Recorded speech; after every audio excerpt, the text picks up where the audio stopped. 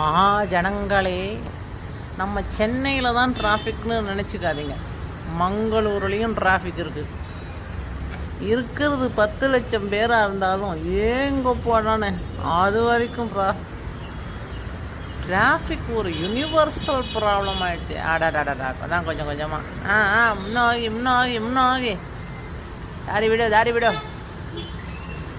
அடங்கப்பா. இது 3 சந்து அப்படி சேர்ற இடம். என் வாத்தியார் சொல்லுவார் என்ன காலேஜ் படிக்கும்போது, முச்சந்தியில் நிற்காதேன்னு. சார், என் வீடே முச்சந்தியில் தான் சார் இருக்கு. நீங்கள் ஒரு தீர்க்கதரிசி சார், பிஎஸ்என் சார். அடாடாடா, டிராபிக். Saturday evening